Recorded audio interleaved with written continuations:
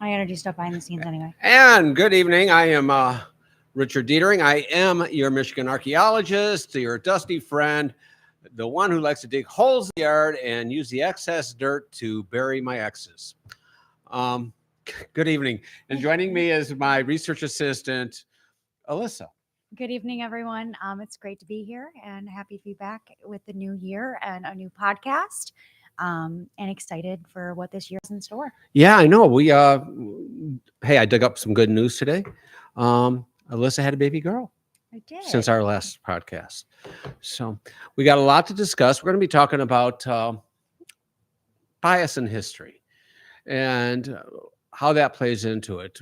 All of us have had our history books from school. We've all had been our favorite history teacher.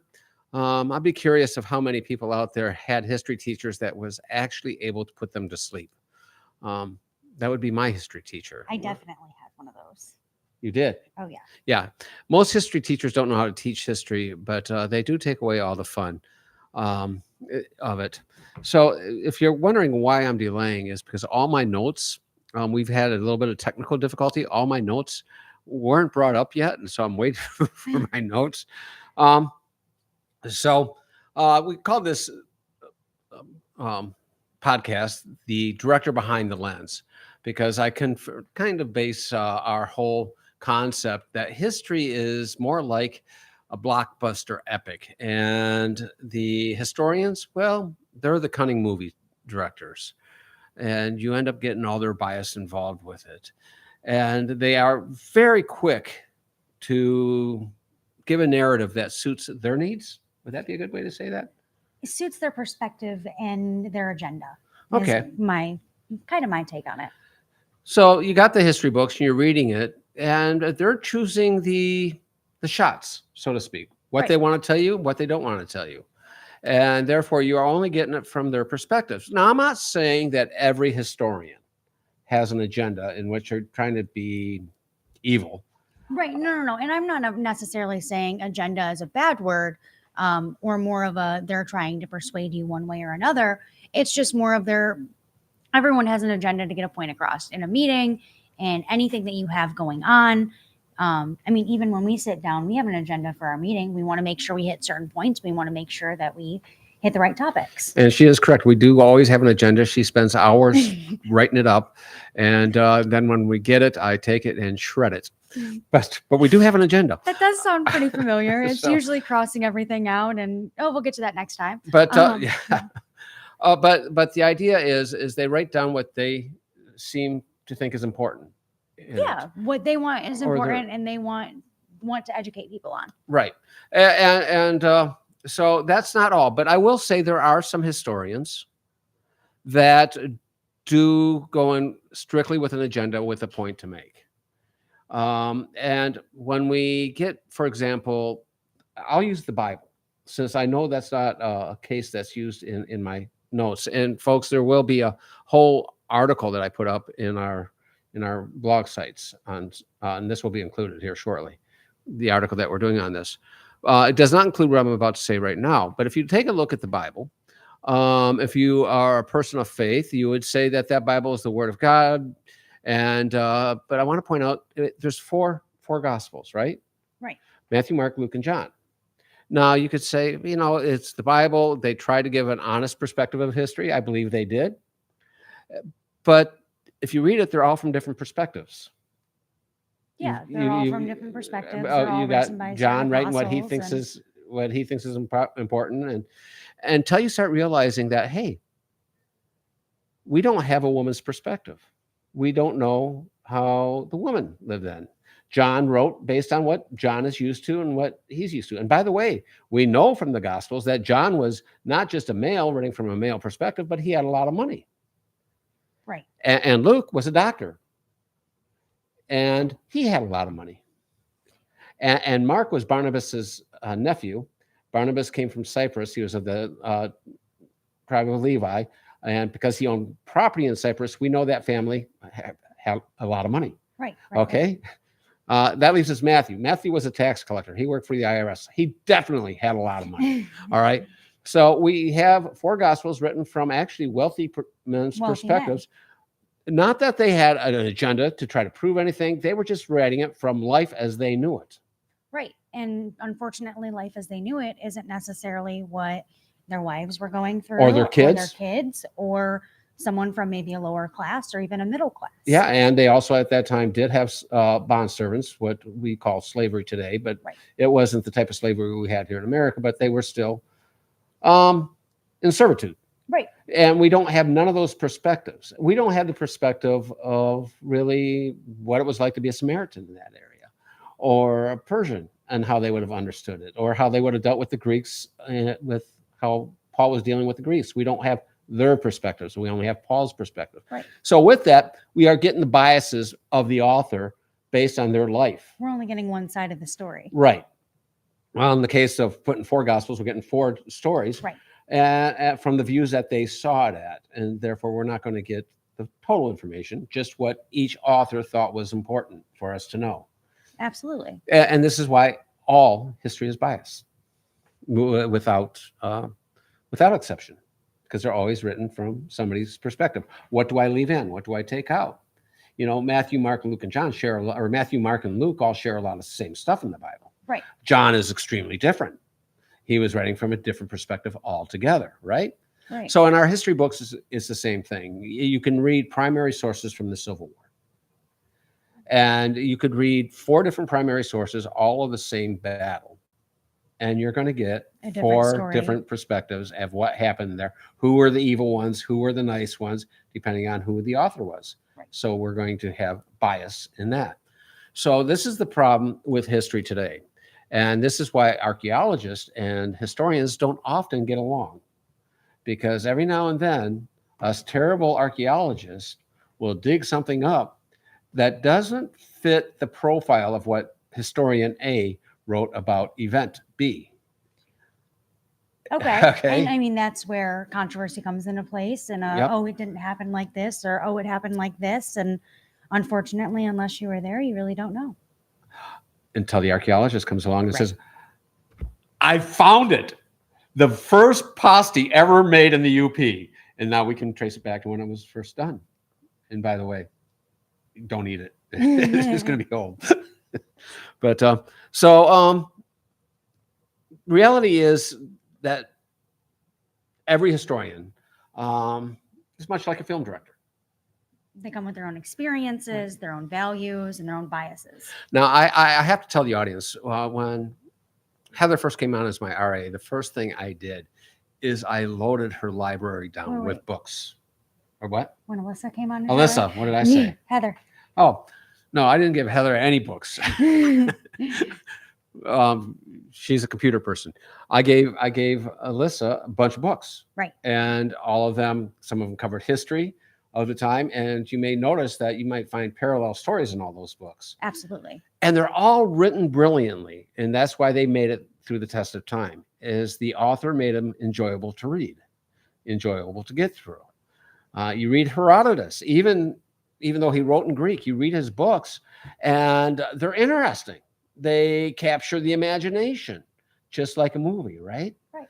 So we then have to make sure when we find a historian, even though we're going to get their perspective, it's one who can make it interesting to read. So might make the history a little bit more interesting than it actually was. You see the point I'm making here? Right, right. Because, hey, Herodotus is sitting down and he's writing and saying, yeah, this really sucks. No one's going to read this. I know. I'll make it sound more interesting. To make it sound more interesting, let's add personal fillers. Let's add things that were going on in our life. Mhm. Like a film director, they're adding, their own drama. Because you don't watch a movie for the facts. You watch a movie for the plot, right? Right. And they're adding their own plot in. So let's dial back to the era of empires, a time when colonial histories were penned like superhero comics. Okay. All right. They were writing everything down during the colonial areas, almost like a DC comic book, or if you're not into DC and you're a Marvel fan. Marvel, let's go with Marvel comic book. And it's writing down with their own brushstrokes to make it more interesting when you're reading the colonial. The thing of it is, when you read these colonial histories, it makes it sound like these colonizers were superheroes.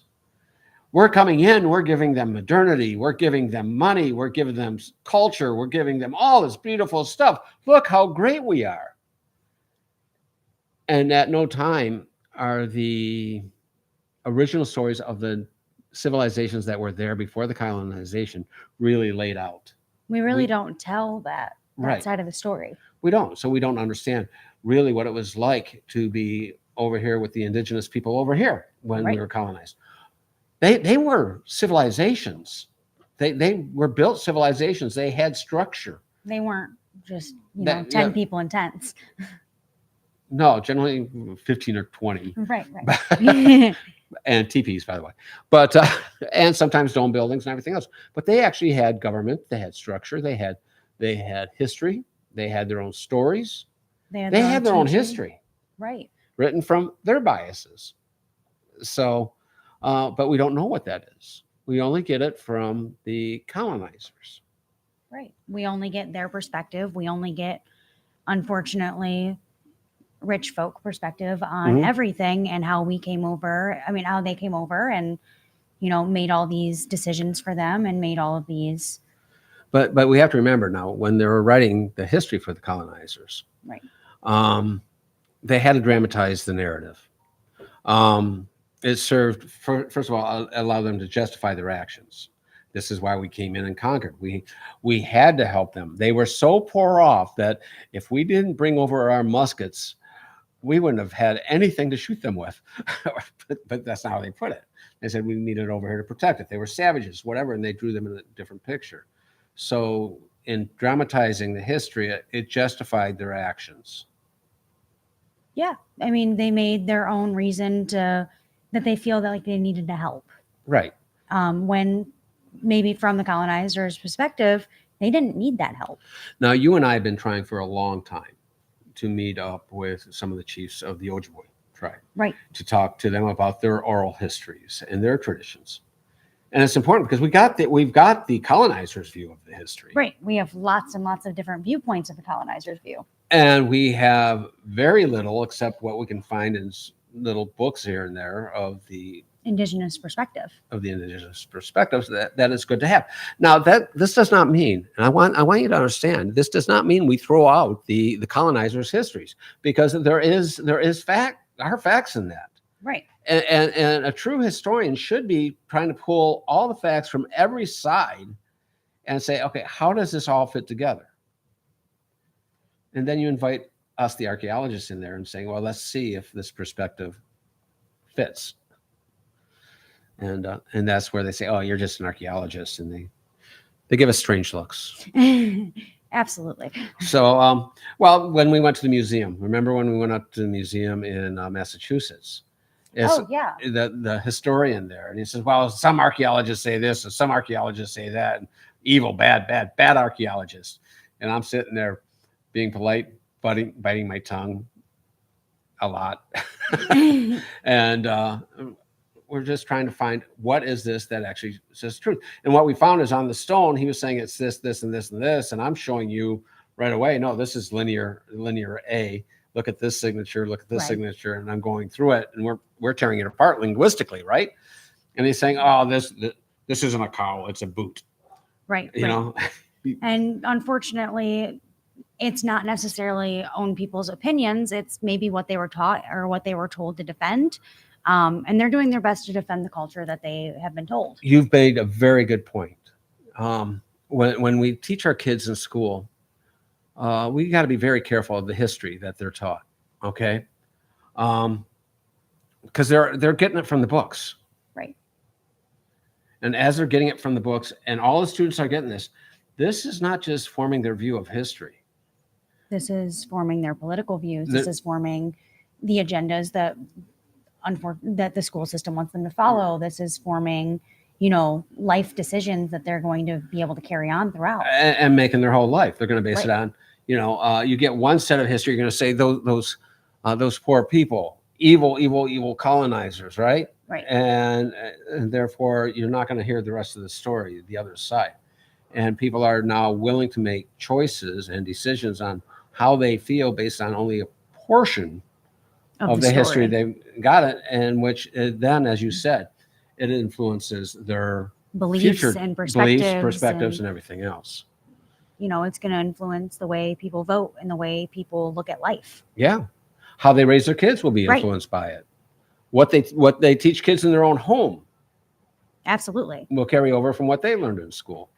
So I think as we look at bias, we need to consider teaching our kids and each other that conversation is important, and we can't leave it just at one view. Right. I, Right. I think again, going back to the Bible, makes a great point to us. Get more than one perspective.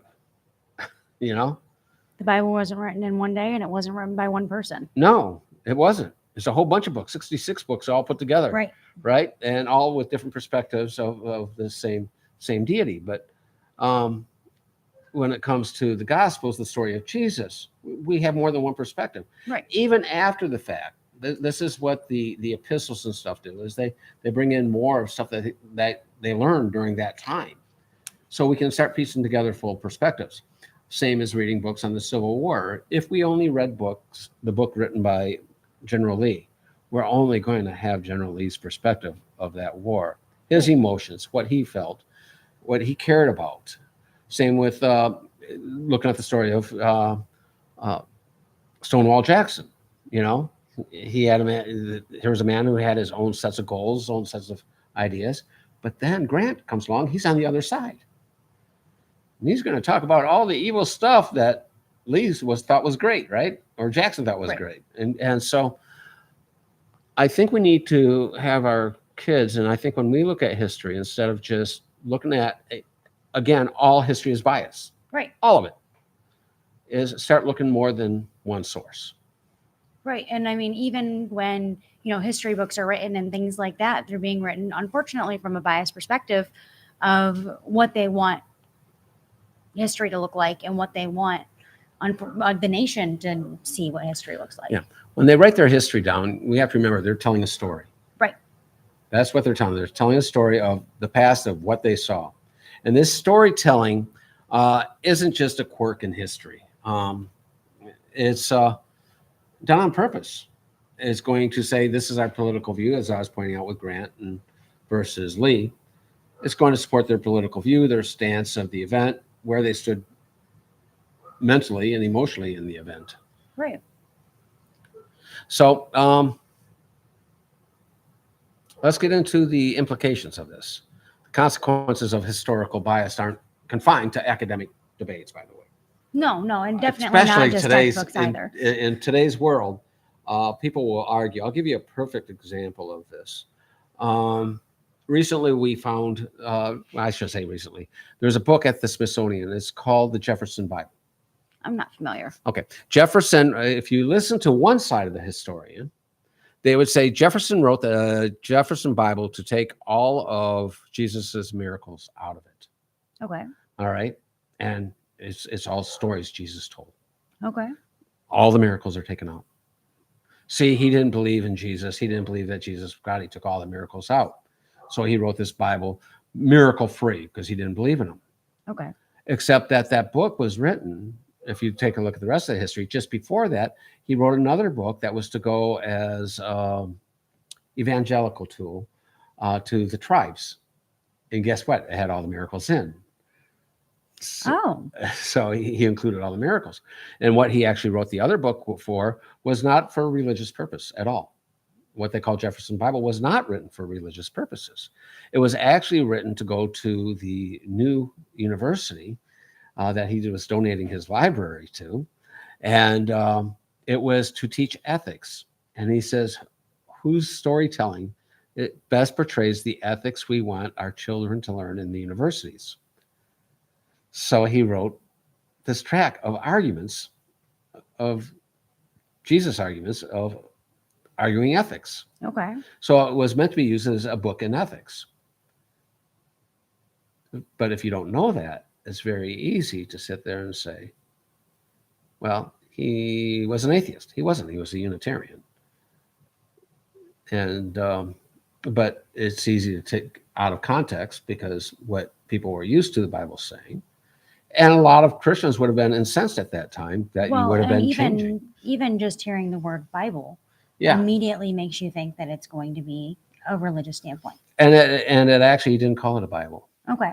He actually called it, I'd have to look up the title again, but it had to do with the arguments and ethics of Jesus. What is it being referred? You said it's being referred We to. refer to it as a Okay. Bible today. But I mean, from someone that doesn't necessarily have never looked into it, I've never looked into the topic before. Mhm. Just hearing the word Bible immediately makes me think, oh, this is what this is for. Right.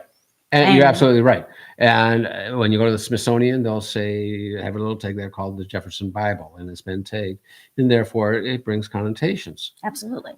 There's been history written on a family in Canada called the Donnellys. Terrible family. If you read most accounts, they were brutal. They beat up people. They were bullies. They had, if you read most histories, no compassion for anyone.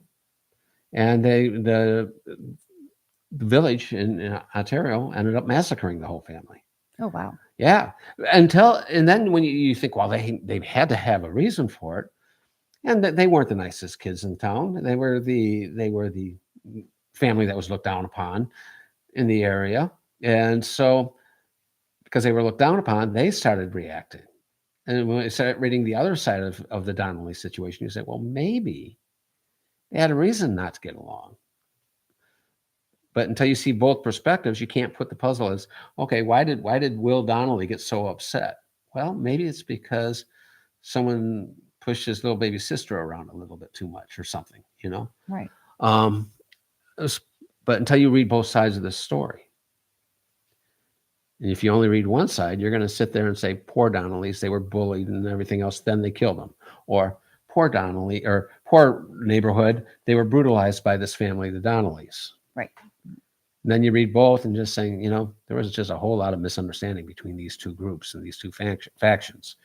And when you put history together, there's a reason why they don't talk about it much in Lucas, Ontario anymore. Is because they're ashamed of it, and they know that they were probably somewhat in the wrong, as wrong as the family. So as you read history, it's always good to get into all the parts of the lesson, not just one side. All perspectives. Yeah. Okay. And for example, when they're taught in the classrooms, when you're going into the history lessons, if they're constantly favoring one narrative over another. When I was a young man growing up, it was our forefathers could do no wrong. Matter of fact, if you caught them in the right light, you would see their halos and their angel wings. All right. Okay. The forefathers could do zero wrong. We didn't look at the fact that, yes, they were part of slave ownership. Right. They were primarily, the forefathers, the ones that signed the Constitution, were, again, all wealthy men, and they had very wealthy lifestyle, and they were trying to protect their investments over here in the colony. There was a lot of that going on. Oh, absolutely. And I mean, so everything's about money at some point, right? But what we were taught, the old cutting down the cherry tree, and I cannot tell a lie, and all the wonderful stories, and Abe Lincoln's wooden teeth, and which is why he never hung out with beavers, I'm telling you. We had a different perspective of what our forefathers looked for. We had songs, we had, I don't know, a lot of music that would sing in school, honoring our forefathers. Right. I mean, but we never knew the other side of the story. Even us saying the Pledge of Allegiance has been taken out of most schools nowadays. Mm-hmm. So it's, and I have no problem with the pledge, by the way. I used to say it in the military all the time. Right. But I also know the people that formed this country weren't perfect, and we have to understand that. And I think by looking at the fact that they're more human is healthier for us. We can't live up to standards. They're not perfect beings that aren't real. Right. They're not perfect beings, and we definitely don't want to look at anyone that way. I mean, even looking at tabloids today and looking at, these people are perfect, or, oh, this person's wealthy, or this and that, you want to fill shoes that, you're only seeing one side of their story. You're not seeing their whole life story. I would like to see our history books talk about the wonderful adventures our forefathers have, things that Davy Crockett and Daniel Boone actually did. I would love to see that. I would love to see all the wonderful things they did, their explorations, their endeavors, the protecting of this nation, standing up for this nation, all of that. But I would like to know they're also human. And I'd like And to they had know, families and and I think if we started doing that, we would stop judging people only on the negative. When we find out someone did something bad or something that doesn't live by today's standards, right. you know, he owned slaves. Well, guess what? Almost every Everyone did. one that was able to employ somebody back then also had slaves. Not saying it's right, not even saying it was a right thing to do. A lot of our forefathers fought against slavery right from the get-go, Right. the abolitionists. But I mean, even if they didn't have slavery, still having indentured servants and things like that, that was seen as normal for the time. And that was how, not necessarily even servants, but, butlers and things like Yeah. that. That's how people made a living Right, and had homes. right. So we need to sit there and say, okay, they weren't perfect. And yes, at that time, the lifestyle was holding slaves, as awful as that was. Right. But I would like to hear more about what the slaves had to go through. Right. I would like to know what their life was like. And I'm sure that there were some slaves that weren't treated terribly and actually liked the circumstance that they were in because they were fed and housed and taken care of. And that's probably true. But that's the only life they knew. Right. They may have liked living out on their own, getting eat up by mosquitoes in Michigan. Wait, no one likes that. No, not a fun time. But it's the point is we always get the one side of the story, and we can't look at history without equally addressing the instances of injustice as well as all the good they did. I think for us to get a good idea, and we're not going to get that all the time, again, because people are writing from their own perspective. You were not going to get Thomas Jefferson saying, I was an evil person because I had slaves, or that I fell in love with one of them, or, whatever. Right. He's not going to write that in his story. No. Somebody else is going to write that in his story. And then when we find out is, oh, no, look what he did. Boom. Right. Let's take a look what good he did, too. That's not we're all human. We all do good and bad. I do not want to be judged based on the bad things I did in my life. Because I can agree with you there. Geez, thanks. I'd be like Will Donnelly, wondering why they're massacring me.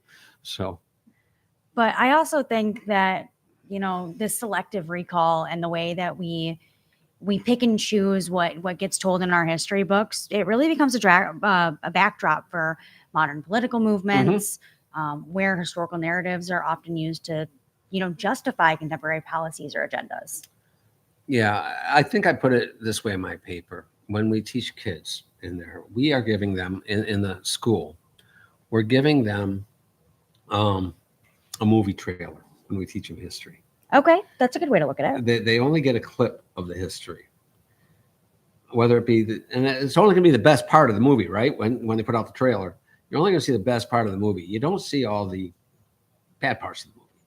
All the bad parts, all the boring parts. The credits are going to say this was really boring here. Right. You're not going to see those parts in the history book. No, because they want a 5-star movie. Yeah, and so that's what they're going to write. It's a 5-star movie. They're going to give us video clips. Right. And folks, the reason we're having this conversation, and I think I should try to clarify this, archaeologists have a very important role in understanding history. We give you a perfect example, as they used to make a very specific candle lamp in southern Jerusalem out of clay. Okay. And for the longest time, if you ever found one of these, you would say, oh, these came from southern Israel, southern Levant. Okay. Until they found out by Galilee a oil lamp factory, so to speak. And they found a bunch of the old ones thrown out. And they were all the ones that looked just like the ones they made down in the southern half. So come to find out, they're made on northern Israel too. The same lamp, same design. And what's really interesting is they started finding fingerprints of all the ones that were thrown out because they weren't really good. Right. They're being made by kids. Now, it doesn't mean they have slave labor. It does mean that the kids were learning a craft. Right. They were learning a craft, or maybe they were affording things for their family, or Right. it was a family business. It could have been any of was. those things. So we found out kids were making these lamps that we used to think used to be hundreds, but tens of miles away, were actually being built or were made up in Northern. And then we start getting an idea that up in this little town of Nazareth, where they're making these, kids were being taught a craft. Kids had a life, and we got a little picture, a snapshot of what a kid's life could have looked like in Nazareth. But unfortunately, we're never going to know their real perspective of the day to day and what they went through, and what a One step snapshot at of a a child's time. life looks. We can only fill in one little blank Right. at a time. That's the job of the archaeologist, is to fill in those unanswered. What was the perspective of a child? What is the perspective of a wife? We start finding, when we find houses and stuff, and we start digging them out, whether it be pottery, or when I spent my time in Israel, or if they find it in Greece, or if they find it in the UP, or if they find it in the middle of Lake Huron. When we start finding pottery and we start finding things of family lifestyle, we start kitchen utensils. We start getting an understanding of what the family unit could have looked like. Right. And even just a understanding of maybe how a woman did chores back then, or how a meal was cooked and prepared. Yeah, a good example would be we think that, that society never used silverware or never used knives and forks. Right. Until we start finding knives and forks. And then we can say, no, they did use. So we fill in that gap. We take out that fallacy out of the historical argument by saying, no, they did. So let's reshape the narrative. And it's not ever saying the history that came before finding these things were wrong. It's just, even like we talked about with looking at Barry Fell's work and the way that he has gone around some of our theories of, unfortunately, he was working with the information that he had. Exactly. And great point. We're going based off of, he's working based off of what he knew at the time. Yeah. And information has changed since then. So I think history should be updated as well. Barry Fell, for the information he had at the time, absolutely brilliant. Absolutely. Now because they have made new discoveries since then, the other archaeologists look down upon him. Right. But at least he was moving the narrative. Right. And which is what we as archaeologists should be doing, is moving the narrative to get a more precise history. Right. And if it wasn't for Barry Fell, it wouldn't have pushed us in our project, in our research, in the direction of where we're going. And we stay open, though, to what the truth is, and we're not so dug in that we'll say, oh, you're wrong. You and I spent a lot of time. We went and we heard about these great artifacts that absolutely would prove, thousands of artifacts would absolutely prove ancient civilization. You know where I'm going with this. Oh, absolutely. And we were excited. We were going to go look at them. We were going to research them. And we get up there and we look at that, and that's just, wow, what a joke. Right. None of this is actual. None of these are real artifacts. These are all frauds. Right. And these are the Eastover Scotford frauds. Right. Also known as the Michigan relics. And we had the honor of being able to look at them because they are a piece of history. Absolutely. They are. And I will say, all those frauds did do one thing, is it got archaeologists in Michigan questioning everything. And absolutely. Good, they need to. Oh, yeah. I mean, we've talked about it before. How many artifacts are there in Michigan that just haven't been researched and things like that? Thousands of them, if you want to count the frauds. Well, yeah. But there's some real ones too, and that's why we can't discount looking at every fraud. We have to look at every piece, and every inch has to be uncovered, because, hey, say I have a pile of 100 frauds, maybe there's one real one in there. I'd like to say, unlike the historians, I'd like to say I don't have a bias. I know the historians all do. Right. But even we have our bias when we're looking. Oh, absolutely. However, we try to, as scientists, try to keep an open mind. We try to say, we won't direct the findings, we'll let the findings direct us, right? And I mean, we definitely do our best to try to do that. But we also, as archaeologists, we look at where does this fit into our story? Mhm. And we also have to look at a broader perspective of, hey, maybe this doesn't fit into our story, or maybe this leads us into a different perspective of maybe our theory isn't right. And we have to be open and willing to look at all of those perspectives and not just fit a puzzle piece where it goes. She just accused my theory of not being right. I'm not going to talk to her the rest of the night. That's not what I said. No, we have to be open to taking the evidence wherever it leads us. Absolutely. And that is important. And that's not the job of the historian, believe it or not. The No. historian is to document what they remember about an event, if you're a primary source. You got other.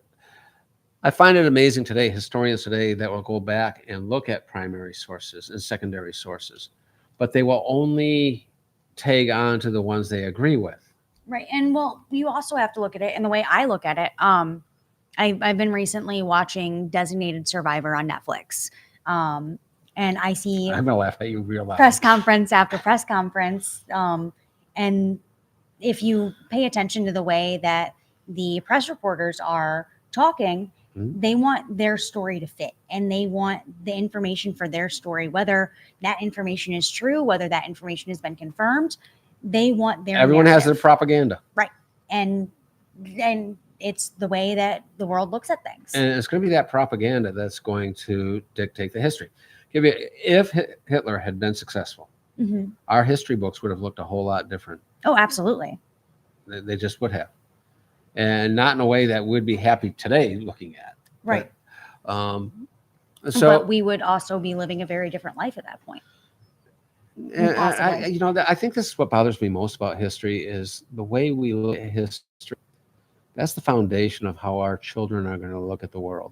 Right. And we don't teach them to question, go beyond what the textbook said, Right. I mean, I know when I was in high school, I didn't do anything more than I needed to with a history book. If I could pass the test, that was the only information I was looking at.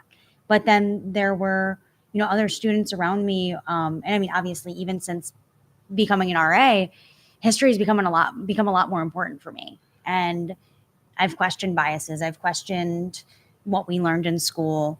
And there were other kids actually doing that while I was in school.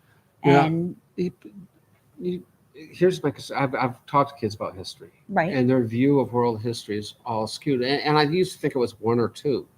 No, unfortunately. Unfortunately, they're all skewing one way or another, but generally one way. And you start realizing that, are they being taught in school, or is history being used to indoctrinate? And if that's the case, then the bias in history is no longer because of you. Right. It is now much more nefarious. Well, even, who was it, Rockefeller, who wanted to basically indoctrinate school to make factory workers. That was his whole goal and his whole job. Yep. They didn't want them to know more than they needed to. And that was the perspective and the bias that we were given in textbooks. And unfortunately, a lot of old textbooks still float around. Thankfully, we've been given technology, so updating those textbooks is a little bit easier these days, as opposed to school spending thousands and thousands of dollars on updating textbooks. They're able to have a little bit easier time doing that now that it's digital and everything can be downloaded. But those textbooks don't get updated every year like we want them to. Those textbooks don't show real world events and things like that. Unfortunately, they only show what can be shown at the time. And if facts and things have changed since then, unfortunately, they're not going to learn that. You know what? I think the way we could get them to learn it, and I think we could do it in a fun way, teach our kids to be detectives. Stop just saying, this is it. My 3 and 5-year-old question everything. So yeah, well, there comes a point where they stop asking why. Then their next favorite word becomes no. All right, just so you realize that. But teach our kids to be Sherlock Holmes when it comes to history. Turn it into a game. When they come home, guess what I learned in history? Really? Hey, why don't you see if there's anyone who disagrees with so-and-so? That's a great way to look at things. That's, obviously maybe not my kindergartner, but once they hit middle school age and things like that, um, hey, yeah, take a look. I mean, I know Start you said telling you learned them, this. yeah, that's really cool. You learned that. Find out if there's any other side of that story, and have them find it. And if you can find two other articles that are opposite of what you just told me, credible arguments, you earned your allowance this week. That's a good way to look at it. And that's a good Yeah. way to get their minds thinking and get And then them questioning things. now, folks, before I say you think I'm trying to give your kids a raise, when they find it, just say, no, I said if you found two, that would be your allowance. You got smarter. Oh, no, I mean that's a good way to get, these young minds working and building a new generation, to be honest with you. Yeah. So, yeah, get them beyond just the narrative. That's old stuff. It's been redone over and over and over again. Yeah. And here's the thing: if you want your kids part of a subjugated society, only teach them one thing that will direct how they believe. Do not give them the option of learning both sides. So, I do have one thing. I think. Do you have anything else you want to say about bias or anything else? I don't think so. I do want to let everyone know that is watching live currently. Obviously, you guys are always feel free to email us. Feel free to jump on our website, learn a little bit more about the project that we're working on. Shoot us a message on Facebook. But I want to let anyone know on the live right now, if you guys have any questions about what we're talking about, or any comments or anything like that, please feel free to jump in the comment section and I roll wrote a those through. paper a little over a year ago on all of what we're talking about now. Really interesting read, and they'll be able to get it on the website, right? Yep, it'll be on the blog page and the website, in our articles and things like that, where you'll be able to read, as well as a replay of this podcast and all of the other reels that the Michigan Archaeologist Rick Dietering here has completed, talking a little bit more about history and making it interesting. I enjoy those fun little reels. I really do. They're definitely a good time. But I do want to say, and I'm not going to give out too much information on this, and you know why. You and I had a chance to go up and see a dear friend up in the UP, and we found something. We did something huge. I mean, this is history changing. And this is a little shout out. This is going to be one of those things we're talking about that we're going to fill in some gaps in history, right? Right. Definitely filling in some gaps on this, and we're really excited about it. So shout out to our friend Charlie. We're looking forward to working with you up there, and you don't know how excited we are. Folks, this is I don't know. This is big. I mean, this is almost. I'm not exaggerating. This could be Rosetta Stone big. It could be. But we also have to look at it. Could also be. It could also be a way to plant more corn. That's possible too. I mean, we have a lot of big things coming this year. We have what we found up in the UP when we were working with Charlie. We've got a presentation, hopefully, up there with him as well. Yep. As well as some other things coming down the pipeline that I'm getting in place for the year. So I do want to let anyone know that's watching that is already within our field and maybe a historian or with a National History Society, that if you would like us to come out and speak on our topics or our findings or our theories, or even just basic diffusionism, please reach out. I'm happy to get you on the schedule for this year or next year. We'll be talking a lot more about where our projects is going in other blogs. Absolutely. But basically, it's just trying to figure out how small this world actually is and how much did people actually travel. Right.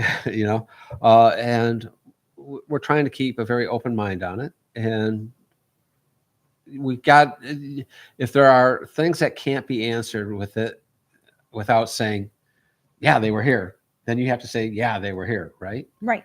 If there is no other explanation, that's where you have to go. But yeah, we got something really big coming up in the UP. It's very exciting. It's I tell you, when I found out, it was like I was 10 years younger, man. I was able to ditch the walker and kick up my heels. You and heels, that would be a No, sight. let's not go there. You sure? Yeah, We can make that happen. I'm not the ex-head of the FBI. I don't wear heels. Folks, you have a wonderful day, blessed day. We'll see you the next time on Lost Legacies. Please get my paper on the Behind the topic lens today. here. Yeah, and we'll be putting up more. I'll try to get something up at least once a month in the written papers. Absolutely. And you can catch us next time. Not next Sunday, but the following. We're going to try to follow an every other Sunday schedule here for your next Lost Legacies with the Michigan Archaeologist podcast. Yes, because I have no life. All I have is my podcast. That's it. That's it. That's it. Until this summer when we go up north. All right. Have a good day.